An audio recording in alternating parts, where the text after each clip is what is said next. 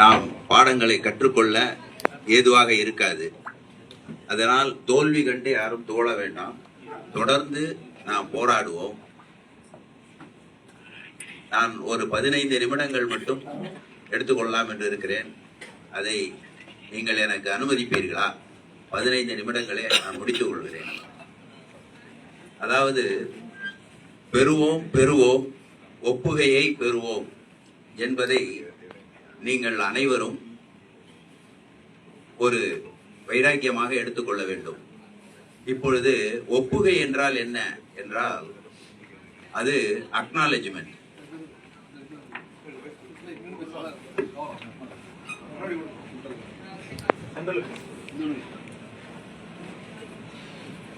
உள்ள போய்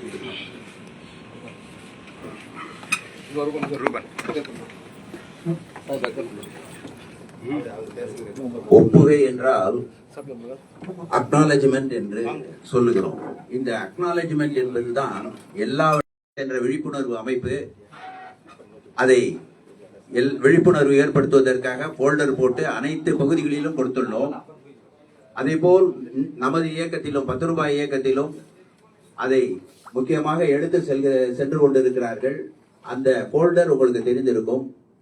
தற்சமயம் எந்த அலுவலகத்திலும் கொடுக்க மறுப்பார்கள். காரணம், அதை கொடுத்து விட்டாலே அவரை கேள்வி கேட்கக்கூடிய ஒரு வாய்ப்பு உங்களுக்கு ஏற்படும். மறுக்க முடியாது. ஆகவே நீங்கள் சாதாரண பஞ்சாயத்து அலுவலகத்திலிருந்து இதே இந்த சீஃப் செக்ரட்டரி இன்னைக்கு அனுப்பி இருக்கிறார்ல, இதே தலைமை செயலாளர் அலுவலகத்திலேயே அவங்க அக்னாலஜ்மெண்ட் கொடுக்க மாட்டாங்க. தலைமை செயலாளர் அலுவலகத்திலேயே நீங்கள் இந்த கையெழுத்து, இது எதனாலனா because he was forced by the court to issue a letter அப்படின்ற மாதிரி அந்த நீதிமன்றத்தை சமாளிப்பதற்காக இதை அனுப்புகிறார்கள். ஆனால் இன்றைக்கும் சமீபத்தில் கூட போன வாரம் கூட நான் சொல்றேன், என்ன தலைமை செயலாளர் அலுவலகத்துக்கு அனுப்பப்பட்ட ஒரு கடிதம் அக்னாலஜ்மெண்ட் கிடையாது. இன்னொன்னும் உங்களை வேறு மாதிரி திசை திருப்புவார்கள். உனக்கு அக்னாலஜ்மெண்ட் வேண்டும் என்றால் ஒரு ஜெராக்ஸ் எடுத்துக்கிட்டு வா, இல்லைன்னா நீ போஸ்டல் ஆர்பிஐடி வச்சு அனுப்பு அப்படின்வாங்க.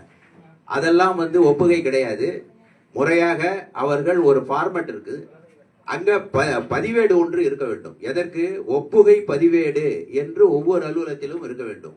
அந்த ஒப்புகை பதிவேட்டில் குறித்து விட்டு அதில் உள்ள வரிசை எண் அதை குறிப்பிட்டு தான் உங்கள் மனுவை ரிஜிஸ்டர் செய்து கொண்டு உங்களுக்கு ஒப்புகை கொடுக்க வேண்டும். அப்படி செய்தால் மட்டும்தான் உங்கள் மனு அங்கு பொறுப்பாக இருக்கும். யாராலும் அதை அசைக்க முடியாது. இதை நீங்க அடிப்படையாக வைத்துக் கொள்ளுங்கள். நீங்கள் எந்த சட்டத்தை வேண்டுமானாலும் எடுத்துக் கொள்ளுங்கள். நீங்க தகவல் அறியும் சட்டம், நுகர்வோர் சட்டம், எந்த சட்டம் வேண்டுமானாலும் எடுத்துக்கொள்ளுங்கள். முதலில் இதை பெறுவதற்கு நீங்கள் போராட வேண்டும். அது கொடுக்க மாட்டேன் என்றால் அங்கேயே உங்களுடைய பிரச்சனையை ஆரம்பித்து விட வேண்டும். தகவல் அறியும் சட்டம் அது அடுத்து உதவும் உங்களுக்கு. ஆனால் அதற்கும் அடிப்படை இதுதான். அது எப்படி என்றால், இப்பொழுது ஔவையார் என்ன சொல்லிடுவாங்க, இங்க கூட ஔவையாரை பத்தி பேசினாங்க, பெரியவர் கூட சொன்னார், ஔவையாரை பத்தி சொன்னார்.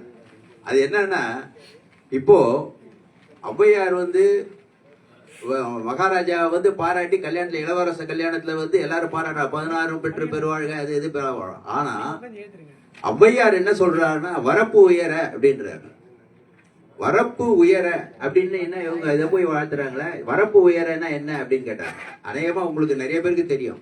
வரப்பு உயரன்றது வரப்பு உயர்ந்தால்தான், நான் ஒரு தடவை பாத்துக்கிறேன், வரப்பு உயர நீர் உயரும், நீர் உயர நெல் உயரும், நெல் உயர குடி உயரும், குடி உயர கோன் உயர்வான் அப்படின்றதுதான் அதனுடைய பழமொழி. இது வாழ்த்து. இத நீங்க எடுத்துக்கலாம். எப்படி தெரியுமா? வரப்புன்றது ஒப்புகை. நல்லா கவனிங்க. நம்மளை பொறுத்த அளவுல எல்லா இடத்துலயும் நீங்க சொல்ல வேண்டியது வரப்புன்றது ஒப்புகை, நீர்ன்றது அவங்க கொடுக்கிற பதில், நெல்லுன்றது அவங்க பணி முடிப்பு. பணி முடிப்புன்னா நம்ம வேலை முடிஞ்சிடுச்சுன்னு நான் சொல்ல வரல. ஒண்ணு அவங்க நம்மளுக்கு அக்செப்ட் பண்ணிடணும், இல்லைன்னா ரிஜெக்ட் பண்ணணும். கவர்மெண்ட்ல 2 தாங்க, ஸ்டேட் சென்ட்ரல் எதுவா இருந்தாலுங்க. அதிகாரிகளுக்கு 2 வேலை தான். ஏன்னா அவங்களுக்கு கண்டிஷன்ஸ், ரூல், லா எல்லாம் இருக்கு. அதை மீறி அவங்க எதுவுமே செய்ய முடியாது. நீங்க அதுக்கு கரெக்டா ஒரு பெட்டிஷன் போடுறீங்க, ஒரு அப்ளிகேஷன் போடுறீங்கன்னா இருந்ததுன்னா அக்செப்ட் பண்ணும், இல்லைன்னா ரிஜெக்ட் பண்ணும். இதை தவிர அதிகாரிக்கு பியூரோக்ராட்ஸுக்கு தேர் இஸ் நோ ஒர்க். இதை நல்லா நீங்க புரிஞ்சுக்கோங்க, வச்சுக்க. நீங்க ரிஜெக்ட் பண்ணி வந்துடுச்சே அப்படின்னு நினைக்க வேணாம். ரிஜெக்ட் பண்ணா அதுல ரிமார்க்ஸ் எழுதுறாங்க. On what grounds your petition or application is rejected is recorded in the letter. அதுக்கப்புறம் அதுல இருந்து நீங்க எப்படி ஓவர் கம் பண்ணுன்றதை நீங்க வர போறீங்க. அதனால நீங்க வந்து இது ரிஜெக்ட். ஆனால் இதுதான் நம்மளுக்கு சக்சஸே.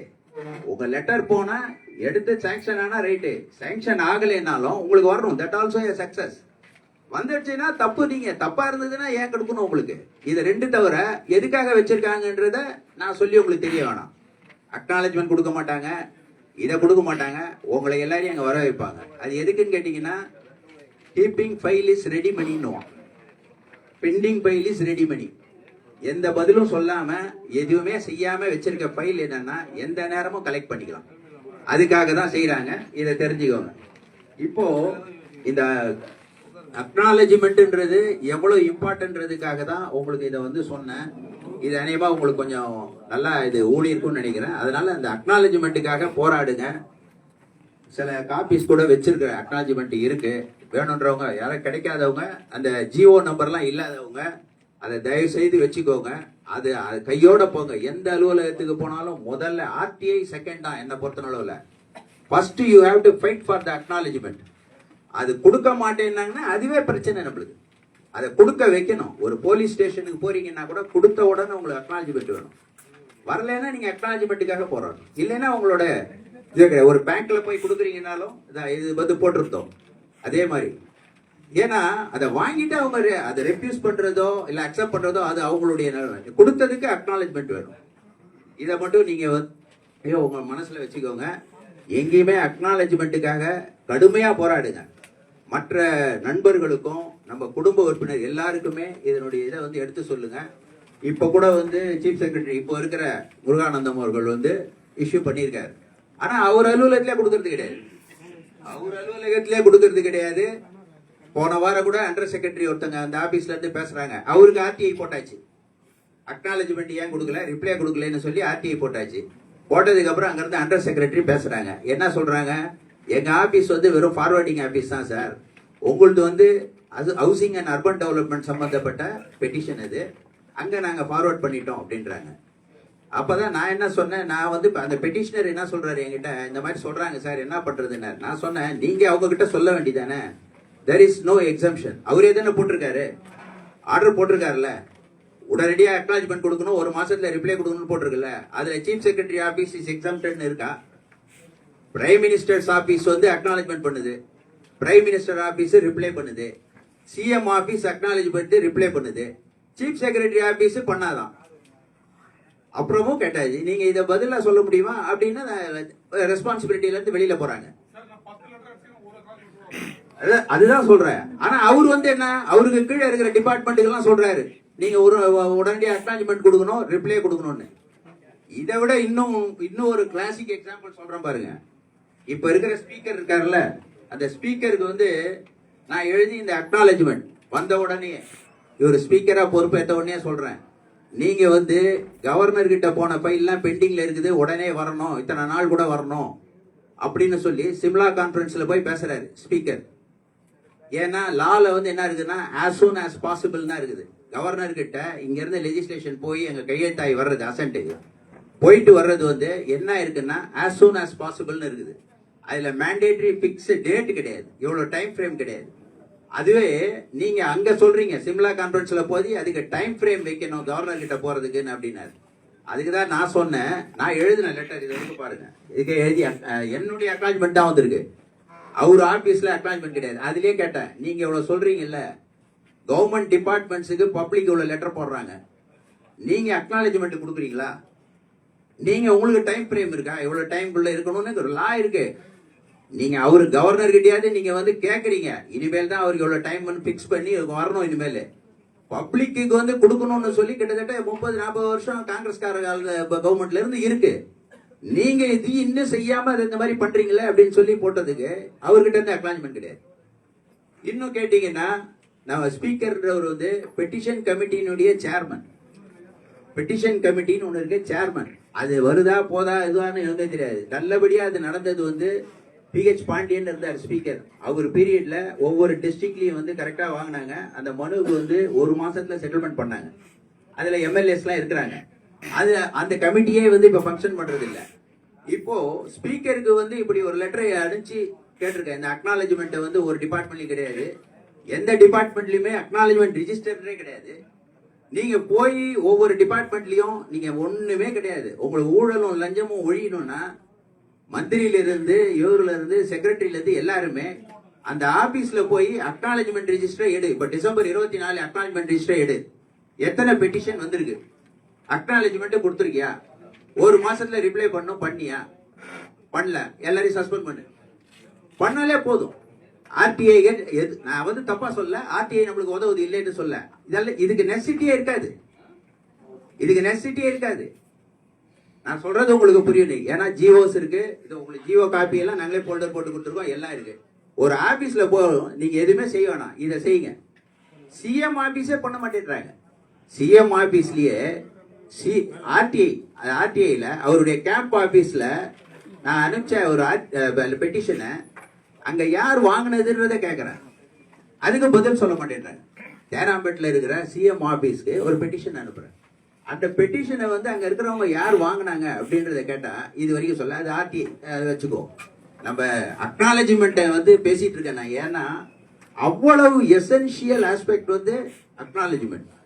தயவு செய்து நீங்க எல்லாருமே அதுல கான்சென்ட்ரேட் பண்ணுங்க. இந்த கொடுக்கலைன்னா அதுக்காக போராடணும். மேலதிகாரியை பார்க்கணும். நீங்க ஒரு முனிசிபாலிட்டிக்கு போறீங்க, இந்த முனிசிபாலிட்டியில கீழே இருக்கிற சொல்றாங்கன்னா அது அது நம்ம வந்து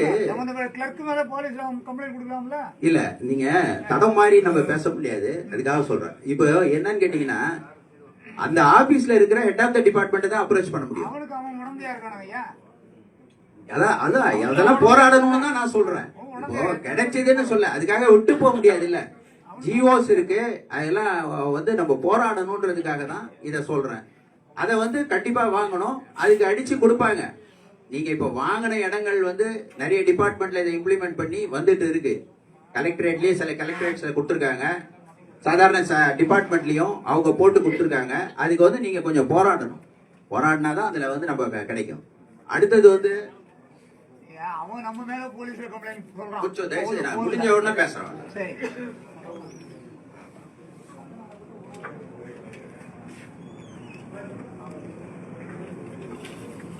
அதாவது இன்னொரு உதாரணமும் இதுக்கு செய்யலாம். என்னன்னு கேட்டீங்கன்னா இந்த ஐசக் நியூட்டனுக்கு வந்து எப்படி அந்த கிராவிட்டி எப்படி ஒரு இம்பார்ட்டன்ட் எசென்ஷியல் திங்கோ, அதே மாதிரி இதெல்லாம் நான் எதுக்காக சொல்றேன்னா உங்களுக்கு கொஞ்சம் ஞாபகத்துல இருக்கணும்ன்றதுக்காக. அதை வச்சுதான் வந்து எல்லாமே சயின்ஸ்ல இது பண்ணும். அது மாதிரி ஒப்புகைன்றது அவ்வளவு அடிப்படையான விஷயத்துன்றதுக்காக தான் நான் திருப்பி திருப்பி அதையே சொல்றேன். இந்த அக்னாலஜ்மெண்ட்ல எல்லாருமே கான்சென்ட்ரேட் பண்ணுங்க. ஒரு பெட்டிஷனை கொடுத்தீங்கன்னா வாங்கணும், இல்லைன்னா அந்த இடத்துல இல்லை. இப்போ பௌதிக பிசிக்ஸ் எடுத்துக்கிட்டீங்கன்னா எப்படி உங்களுக்கு கிராவிட்டியை வச்சுதான் அதுக்கப்புறம் எல்லாமே டெவலப் ஆச்சு சயின்ஸ்ல. இதெல்லாம் எதுக்காக சொல்றேன்னா இதை கொஞ்சம் ஞாபகத்துல உங்களுக்கு வச்சுக்கணுன்றதுக்காக அதை சொன்னேன். அதுக்கப்புறம் வந்து ஒவ்வொரு ஆபீஸ்லயும் இந்த அக்னாலஜ்மெண்ட் வந்து கண்டிப்பா வாங்கிட்டு போங்கன்னு சொல்லி டிஸ்பிளே வைக்க சொல்லி நம்ம கேட்கணும். இப்ப நான் எழுதி இருக்கிறேன், எல்லா இடத்துலயும் கேட்டுட்டு இருக்கிறோம். நம்ம எல்லாருமே இதை ஒரு இயக்கமா கொண்டு போவோம். நீங்க அதை வச்சுட்டீங்கன்னாலே பப்ளிக்கும் கேட்பாங்க, இவங்க மறுக்க முடியாது. ஒவ்வொரு ஆபீஸ்லயும் get your acknowledgement after submitting the petitions applications அப்படின்னு இருந்ததுன்னா அவங்க அங்க மறுக்க முடியாது. எந்த ஆபீஸ்லயும் இருக்காது.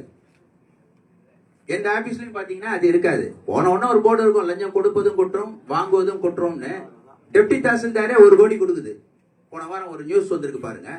இன்கம் டாக்ஸ் டிபார்ட்மெண்ட்ல அவங்க பையன் வேலைக்காக 1 crore கொடுத்துருக்கு ஒரு டெப்டி தாசில்தார் பெருந்துறையில. ஒரு வாரம் தான் ஆகுது நியூஸ்.